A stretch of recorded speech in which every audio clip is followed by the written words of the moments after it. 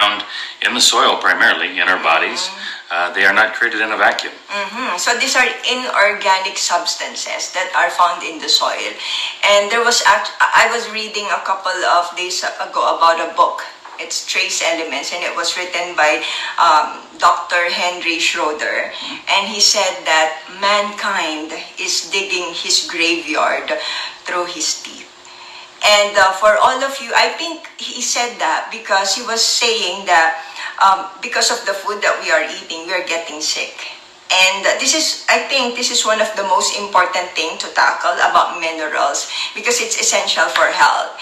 And this is one of the key factors or key ingredients that I have been using for a long, long time. So, you see, that's why I came up with pixie dust. I came up with pixie dust because of an essential mineral that has been devoid in our food because of processing, of cooking, and it's magnesium. So magnesium is essential in our health because without magnesium we will die.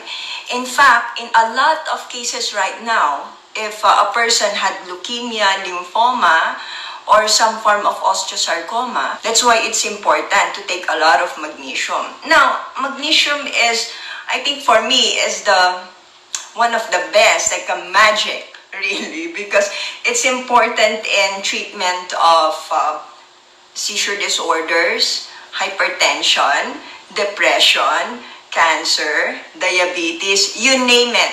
And magnesium will be the one to take care of it. And magnesium is important in 600 enzymatic.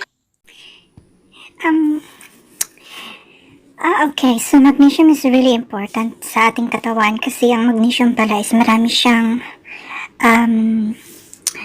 source na paggagamitan sa ating katawan. So, now I know that magnesium is really important, one of the most important minerals that we need in our body. So, thank you, Dr. Farrah, and I'm so glad that I heard this, but which food or what type of food that's rich of magnesium?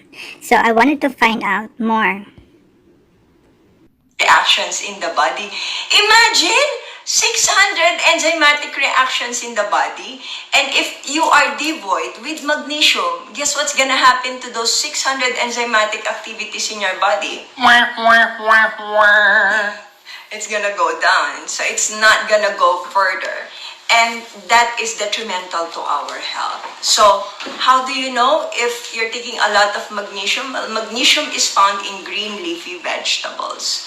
So these green leafy vegetables, the ones that are green, they are usually rich in magnesium. And magnesium is actually the economics of cell, okay, in the plants, at least in the plants, because the chlorophyll, the one that makes the plant green, or the one that converts the sun energy to a food energy, which is the sugar, okay, this is due to the chlorophyll. And in the middle of that chlorophyll is magnesium. So without magnesium, life is impossible. So take your magnesium. Magnesium is great for you. I cannot emphasize it again and again. How about you, Sir Jack? Do you have anything to comment about magnesium? Okay, so again, we're gonna be tackling about iron. So iron, what is iron? So do you know that the chlorophyll and the hemoglobin, they're essentially the same in chemical composition. Now, what's the difference? The difference is the chlorophyll has magnesium on it. And the hemoglobin has, I think we should ask, the hemoglobin has, of course, Sir Jack, what is it? Iron. Iron.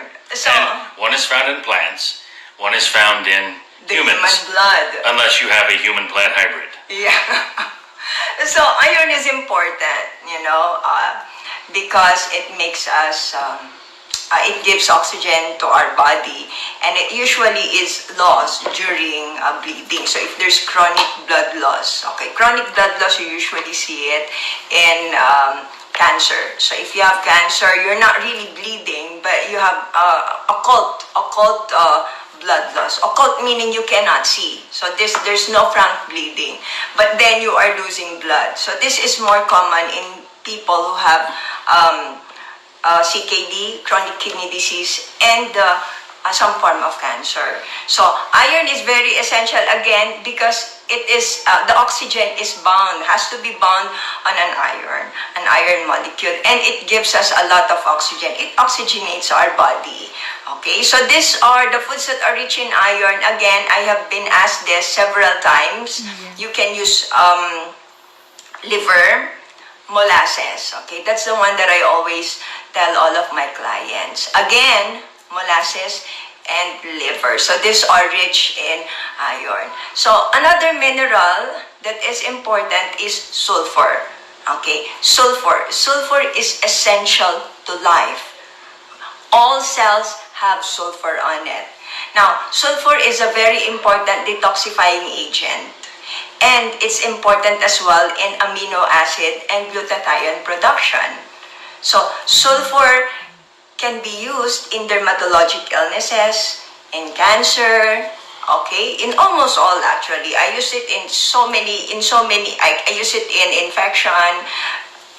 It's everywhere, virtually I use it everywhere. So sulfur is one of the things that you can use, okay, if you are suffering from most type of ailment, okay. So another one, another mineral, honey, you tell me. Manganese. That's what I was going to say. I was going to say manganese. So, you know, manganese is important, okay, because some people, they would ask me, like, manganese, so you know, the beautiful thing about manganese is that it's important for the bones, right? And do you know that it's actually important also for depression and for schizophrenia? So, if one of your relatives is having schizophrenic attack or paranoia, you can actually use manganese. Some of them, they are deficient in manganese. So the foods that are rich in manganese, they are again green leafy vegetables and nuts. Another more important mineral is zinc. And zinc again, it's found in all cells. I thought it was only found in the sperm cells because that's where they are. But actually, they are found in all of our cells. What did medical school teach you? Yeah, I don't know. No comment. No comment. So the zinc, okay, zinc is also important, okay? It's for our immune system. So the higher your zinc, of course, the higher your immunity is. It's also good for the skin, okay? And if you are deficient with zinc, the symptoms can be obesity, acne, infertility, and decreased immune system. So zinc is important, and it is found mostly in oysters and nuts. So you have to eat a lot of seaweeds as well. So zinc is rich, zinc is found in this type of food. So selenium, okay, selenium, it's back then in 1952, so this was factor X. So back then, they were thought it was a toxic mineral. And then when a lot of animals were eating on grasses or that are rich with selenium, their hoofs are detached on themselves. And then it came out that selenium actually, after a couple of years after that, selenium was very important in regeneration of cells. In fact, the deficiency in selenium is associated with cancer. So the selenium, they also realized that selenium is part of a gene, which is the P53, a tumor suppressor gene. So without selenium and the P53, the tumor suppressor, the one that suppresses your cancer, cannot function, and you cannot regenerate without selenium. So my question for you is, how many years will you have total regeneration of all your cells? Again, this is for 5,000 pesos. Of all cells. How many years of all the cells that you will regenerate? How many years? So, tell me right now and you will win 5. I think let me guess 5 to 7 years, or let's say 5 to 10 years, Dr. Farrah. That's my guess. 1,000 pesos. But I think I'm feeling so spicy today. I know the answer. I think I'm gonna give 10,000 pesos. Yeah. 1,000 pesos? Yeah. I'm How gonna long give. does it take for your body to regenerate every single cell? How many years? Yeah, so please tell me right now. Yes. Please tell me right now for 10,000 pesos. Yeah.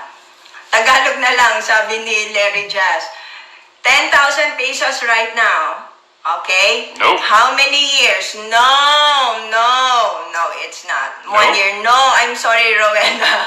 Rowena Pasamonte, you didn't get it. You guys, I would just start throwing out numbers. It's not 11 years. Nelida Susento, Tangen, no, I'm sorry.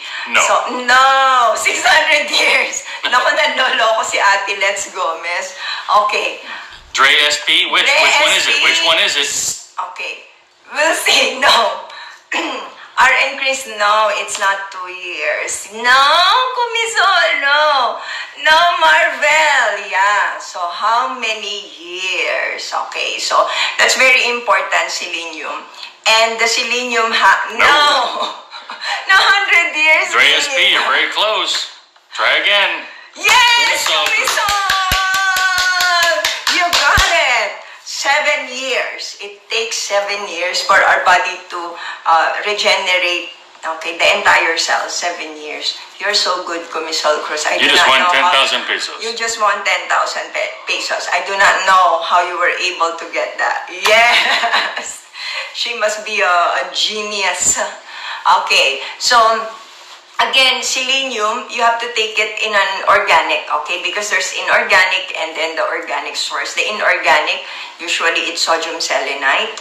And then you have the organic, which is selenomethionine. So it's bound to an amino acid, which is methionine. Yeah. Miriam Franzen is laughing so hard. LOL. Yes. Kumisol, you already got it. It's 7 years. You put that up there 6 times. Every time you put it up there, that does not mean another 10,000 pesos. I know, no. It's only once. Only once. Okay. So thank you for being a good sport. Okay. So what else? What type of minerals have you have in mind? But those are the more important. What about calcium, There's Mom? still more. Calcium. Now the problem with calcium is that calcium is good. 1% of your calcium is actually in your blood, and majority of that is in your bones. Now the problem with calcium is that in the absence of magnesium, okay, in the absence of magnesium, it becomes detrimental to our health. So it can go to our arteries and then it can cause atherosclerosis. And of course, atherosclerosis, as you know, that is a predisposing condition to a heart attack or to a lot of thrombosis or vessel diseases. So that's why too much calcium is not good. But in the presence of magnesium and calcium, of course, that will balance everything out. Well, that's the minerals are, okay? So like with zinc, okay, if there's a deficiency in zinc, so calcium will also increase, iron as well. So that's how the dynamics of minerals are. So in the presence of another mineral, it can kick out another mineral, or in the presence of another mineral, it can enhance another mineral. So, but that's the more technical side of it. So I don't think it's gonna be essential for all of you to know about the dynamics of that. But if you're very interested, there's a lot of books out there. You can actually watch it. Just the basic. The take-home lesson there is if you're taking calcium supplementation, ensure that you're taking magnesium. Yes. So Sir Jack is saying that if you're taking calcium, you have to make sure that you're also taking magnesium. Okay. Phosphorus, we get more than enough phosphorus. Yes. So Florence Romano, who is the winner, it's Kumisol Cruz po. Yeah, she's the one who won. But next time I will ask you another question. This is more interesting actually, the minerals. And the minerals are, I said, they're very essential to our health. So we're gonna be going to environmental pollutant.